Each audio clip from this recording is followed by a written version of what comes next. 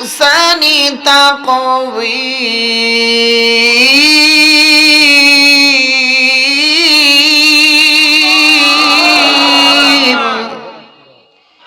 স্বামী আমার আল্লাহ তাআলা রব্বুল আলামিন বলে মানুষ কালা হলো মানুষটা বড় সুন্দর করে বানাইছে কে?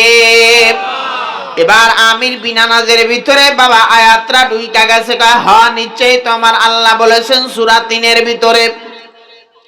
এই কথা বলার পরে বাবা এবার স্বামী আর স্ত্রী বাসর ঘরের মধ্যে ঢুকলেন। ঢোকার পর বাবা দুইজনে মেলামেশা করলেন। করার পরে দুইজনে গোসলটা সাইরা বাবা এবার আমির বিন আনাস ঘরের থেকে বাবা এবার স্ত্রীর ডাক দিয়া বলে বিবিরে আমি চলে গেলাম। বিবি মনে করছে স্বামী আমার মসজিদে গিয়া নামাজ পড়বে, বের হইয়া যায়। আর বাবা আমির বিন আনাস মনে মনে কয় এই বিবি লইয়া ঘর সংসার করা যায় না, যারে দেখতে ভালো লাগে না। কয় যদিও কালা কিন্তু মেলামেশা করলাম, বিবির হকটা আদায় করে চলে গেলাম। আমির বিন আনাস রাহমাতুল্লাহ আলাইহি বাবা এবার ওখান থেকে বের হইয়া চলে গেছে। এ বাবা হেদায়াত নেহায়ার ভিতরে লেখে রে মুবিন,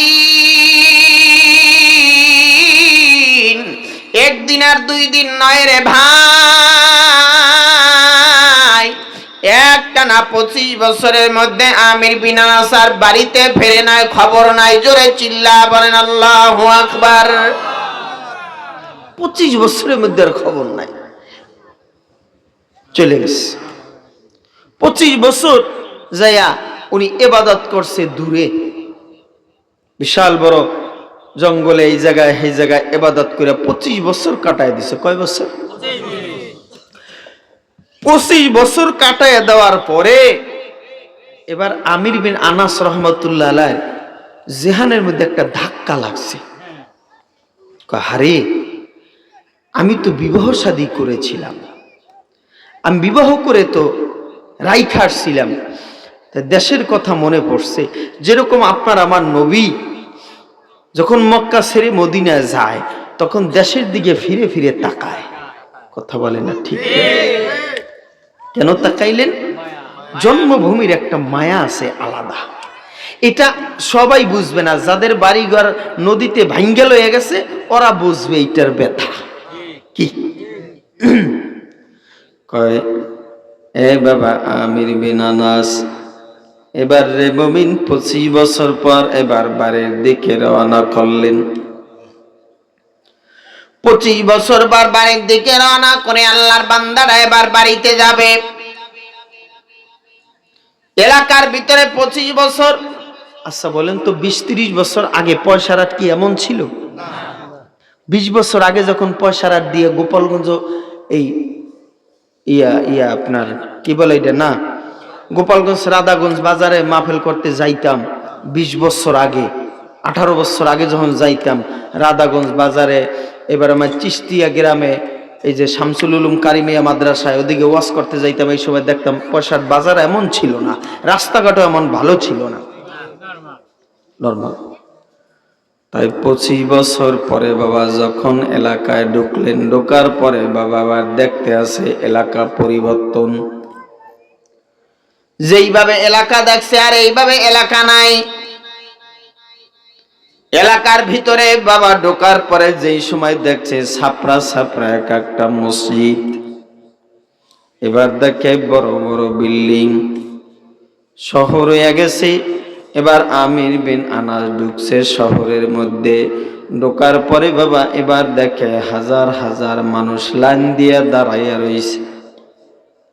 জুমার মসজিদের সামনে 2 কাতারে মানুষ দাঁড়াইয়া রয়েছে। আমির বিন আনাস বলে কেন আপনারা এই জায়গায় দাঁড়াইয়া রয়েছেন? কয় কেন দাঁড়াইয়া রয়েছি জানোনি? কয় এই মসজিদের একজন খতিব আসবে, যিনি খুতবা দিবে, উনি আমাদের দেশের মধ্যে যুগশ্রেষ্ঠ সবচাইতে বড় আলেম, সবচাইতে বড় একজন আলেম এই জায়গায় খুতবা দিবে। তার সাথে মুসাফা করার জন্য মানুষ পাগল। তার চেহারার ভিতরে আল্লাহ নূরের তাজাল্লির আলো ঝলমল করে। বড় আল্লাহওয়ালা বুজুর্গ একজন আবেদ। কয় তবে তার বয়স মাত্র বাবা 20 থেকে 22 বছর তার বয়স হবে। তার বয়স বাবা 22 থেকে 24 বছর লেখা আছে কিতাবের ভিতরে। কয় এই বয়সের একটা যুবক, কয় উনি এত বড় একজন আলেম, কয় ওনার সিনাটা ভরা খালি আল্লাহর কোরআন আর নবীর হাদিস। লক্ষ লক্ষ হাদিস তার সিনার মধ্যে জমা এবং মুখস্থ, তার সাথে মুসাফা করার জন্য মানুষ পাগল। আমির বিন আনাস রাহমাতুল্লাহ আলাইহি বলে, আমিও দাঁড়াইলাম রে মুমিন, আল্লাহর বান্দা দাঁড়ায়। আল্লাহর বান্দারা দাঁড়াইয়া বলে, আমি একটু মুসাফা করে যাই। এত বড় একটা ভালো মানুষ। কারণ আমার নবী বলেছেন, পৃথিবীর মধ্যে আমার আল্লাহ বলেছেন কোরআনের মধ্যে, বাবা পৃথিবীর মধ্যে সবচাইতে যদি কেউ আল্লাহরে ভয় করে তাইলে উলামায়ে কেরাম। ঠিক কিনা ভুল জোরে বলেন? ইন্নামা ইয়াখশাল্লাহা মিন ইবাদিহিল উলামা। কয় সবচাইতে বেশি ভয় করে পৃথিবীর মধ্যে উলামায়ে কেরাম। এ সাধারণ মানুষ, তোমরা উলামায়ে কেরামের মজলিসের মধ্যে বসবা। আলাইকুম বিমুজালাসাতিল উলামা। উলামায়ে কেরামের মজলিসে বসবা, তাদের দোয়া নেবা, তাদের চেহারার দিকে তাকায়া থাকবা। তাদের চেহারার দিকে তাকায়া থাকলে আমার আল্লাহ সগীরা গুনাহগুলি জয়রা জয়রা ফালাইয়া দিবে। এ বাবা, সব মানুষ দামি হয় না রে মুমিন। শশীরার পিসা হুজুর রহমাতুল্লাহ আলাইহি বড় দামি মানুষ। চরমনার ফজলুল করিম বড় দামি মানুষ রে মুমিন। তাদের দাম আর আমাদের দাম বাবা সমান হবে না। ঠিক কিনা ভুল জোরে চিল্লায় বলেন? কারণ বাবা তাদের কাছে লক্ষ লক্ষ মানুষ গিয়া জমা হয়। পথভুলা মানুষগুলি আল্লাহর পথের দিশা পায়। বেনামাজি নামাজটা ধরে বাবা। বেরোজগার মানুষগুলি রোজা রাখে। মদখোরগুলি বাবা মদ ছাইরা দিয়া তারা এবার নামাজ ধরে। ঠিক কিনা ভুল জোরে চিল্লায় বলেন? আলা ইন্না আউলিয়া আল্লাহি লা খাউফুন আলাইহিম ওয়া লা হুম ইয়াহজানুন।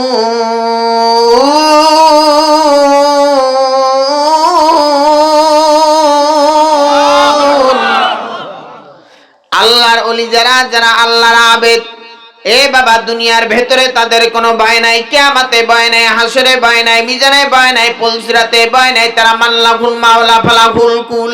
আল্লাহর জন্য হয়ে গেছে, আল্লাহ তাদের জন্য হয়ে গেছে। ঠিক কিনা ভুল জোরে চিল্লা বলেন? আমির বিন আনাস রাহমাতুল্লাহ আলাইহি তিনি বলেন, কষ্ট হচ্ছে আপনাদের? বলতেছেন যে আমি ভিতরে প্রবেশ করলাম, তখন দেখি অল্প বয়সের যুবকটা, এত সুন্দর চেহারা, উনি পা পা করে হেঁটে হেঁটে আসতেছে। তখন সকলে মুসাফা করলো, আমি একটু মুসাফা করলাম। তবে আমি তার চেহারার দিকে তাকায়া রইলাম, আমার দিকেও সে তাকালো। আমার দিকে তাকাইছে, আমিও তার দিকে তাকাইলাম। আর আল্লাহর কাছে বললাম, আল্লাহ কি একটা অন্যায় করেছি, কি একটা ভুল করলাম রে মাওলা। যদি আমার বিবিরে না ফালাই আমি যদি মাওলা না যাইতাম, তাইলে এর মতন এরকম একটা সন্তান যদি তুমি আমারে দান করতাম মাওলা। যদি আজকে আমার বিবির সঙ্গে থাকতাম, তাইলে একটা বড় আলেম আমি উপহার পাইতাম, তাইলে আমার জীবনটা ধন্য হয়ে যাইত রে মালিক। এ আকাশের মালিক, এর মালিক।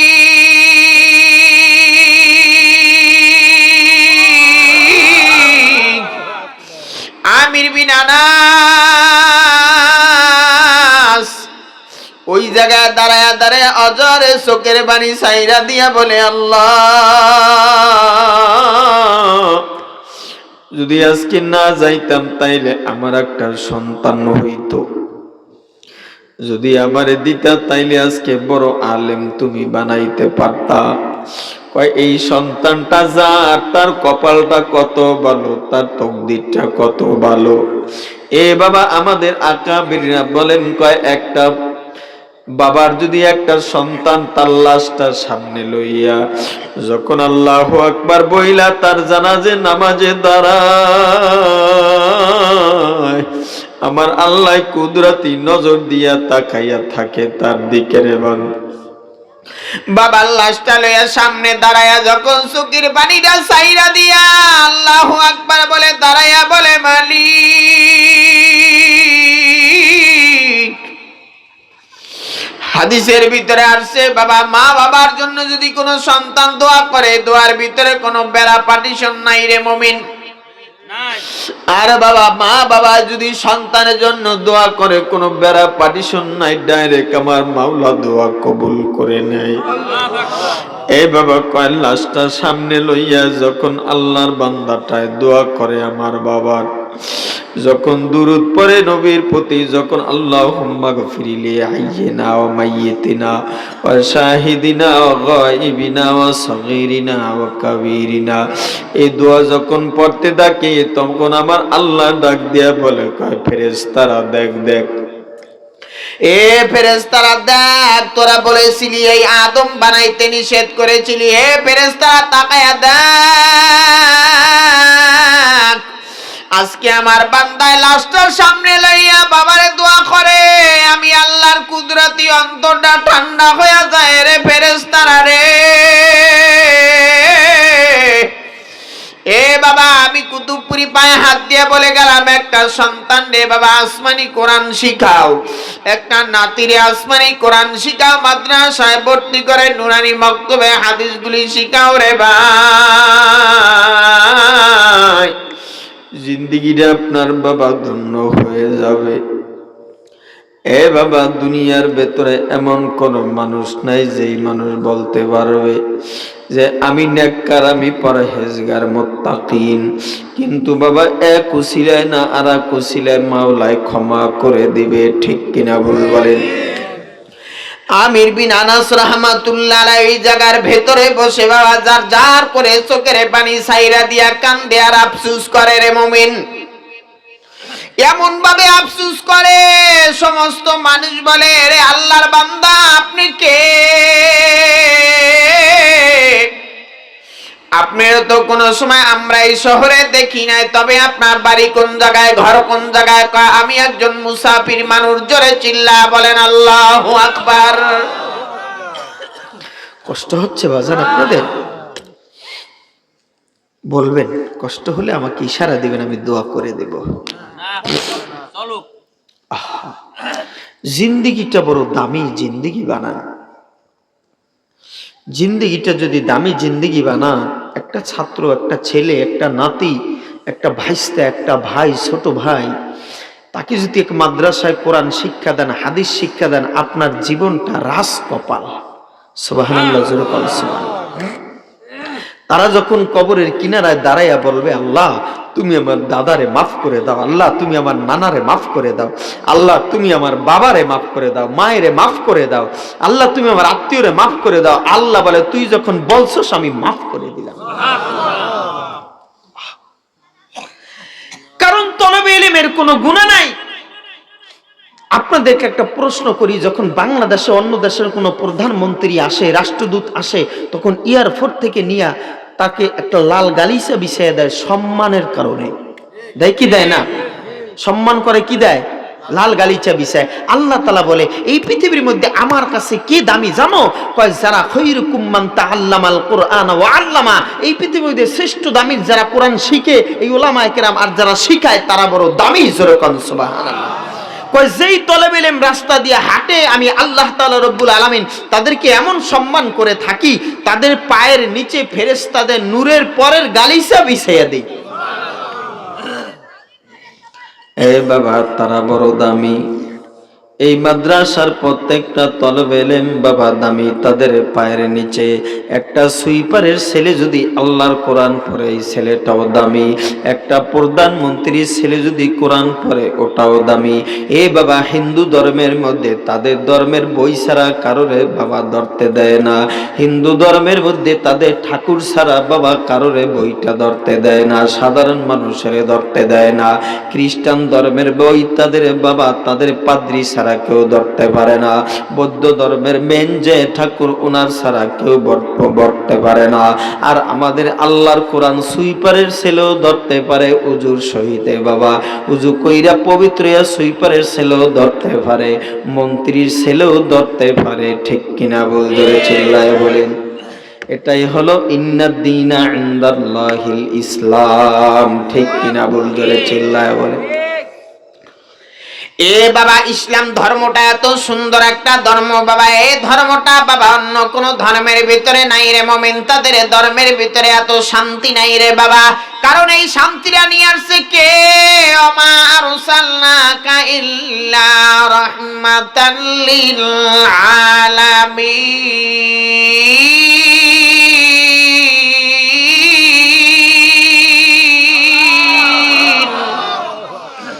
এই শান্তির ধর্মটা নিয়ে আসছেন বাবা আপনার আমার নবী, রহমাতের নবী, দয়ার নবী, মায়ার নবী, আপনার আমার নবী বাবা। গাছের জন্য রহমত, মাছের জন্য রহমত, হিন্দুদের জন্য রহমত, খ্রিস্টানদের জন্য রহমত, সারা জগতের জন্য রহমত, ঠিক কিনা বল জোরে চিল্লায় বলেন।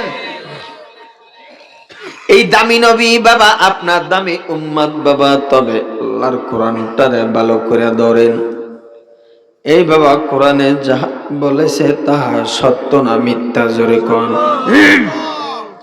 কোরআনে যাহা বলেছে বাবা সব হইল সত্য, কোরআনে যাহা নিষেধ করেছেন সব হইল মিথ্যা, ঠিক কিনা বলবেন। আমির বিন আনাস রাহমাতুল্লাহি আলাইহি বাবা এবার ওই জায়গায় বেয়া অজরে বাবা কান্নাকাটি করালেন। জুমার মসজিদে বাবা খুতবা দেওয়ার জন্য বয়ানে বসে হাজার হাজার মানুষ বসে গেছে রে মুমিন। আল্লাহর বান্দায় বাবা আমির বিন আনাসও বসে গেলেন, দেখে এত সুন্দর আলোচনা করে। এ বাবা আলোচনার শুনবারে মন চায় বাবা কথা দিয়া নূর বের হয়। তাদের জবানটা তো বাবা আপনার আমার মতন গালির জবান না, ফায়সার জবান না। আপনার আমার জবানের মতন বাবা চায়ের দোকানে গিবাত গাওয়ার জবান না, শেখাত করার জবান না রে বাবা।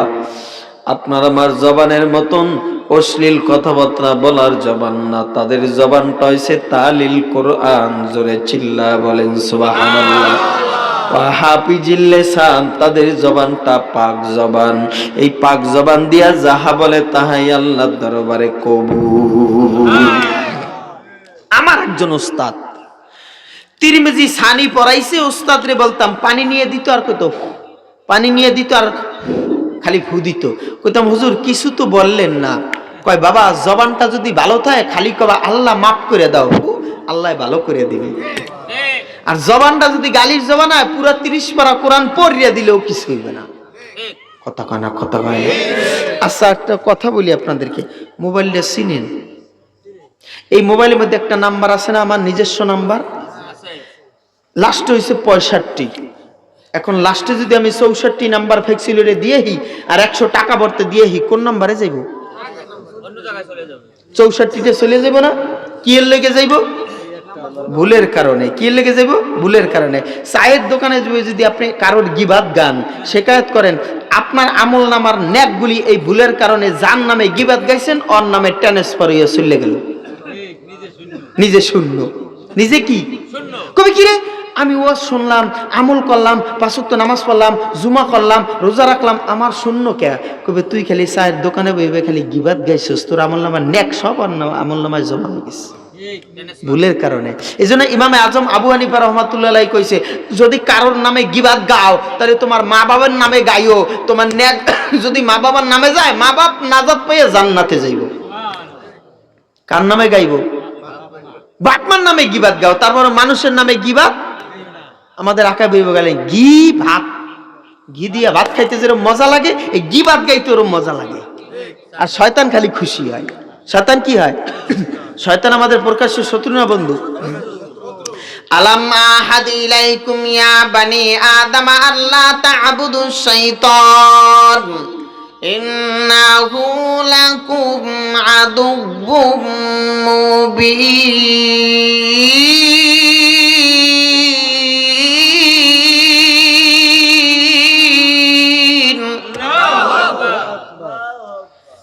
তাকে কয় গিবাত যদি গাইতে হয় তাহলে আমরা। আচ্ছা আপনাদেরকে একটা কথা বলি, হাসতে হাসতে যদি কেউ ঘরে আগুন দেয়, ঘর পড়বে কি লাগে? আস্তে আস্তে দিছে পড়বে কা? পড়বে। আর যদি রাগ হইয়া কাজে বাজে গিয়ে কার্য করিয়া ঘরে আগুন দেয়, ঘর জ্বলবে? দোনোটা জ্বলবে। যদি কেউ হাসতে হাসতে দোকানে বইয়া, চায়ের দোকানে বইয়া, ঘরে বইয়া, বাইরে বইয়া, যেই জায়গায় বইয়া হাসতে হাসতে যদি কারোর কেউ গালি দেয়, তাও যেরকম গুনাহ, আর কাজে বাজে রাগ হইয়া গালি দিলে সমানেই গুনাহ। কথা বুঝছেন?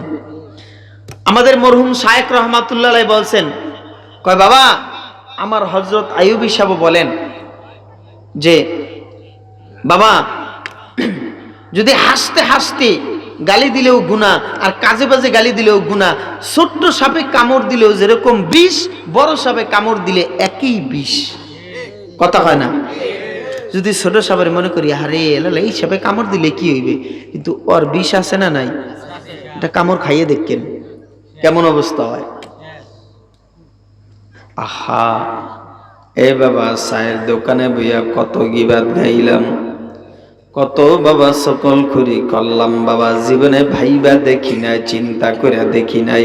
হায় রে আমার আমল নামায় ন্যাক করতে পারি নাই, কে যেন ন্যাক গুলি লইয়া যায়। এ বাবা আল্লাহর বান্দায় বাবা এবার বয়ান করে বাবা সব মানুষ মনোযোগ দিয়া শোনে। বাবা এবার জুমার নামাজ পড়াইলেন।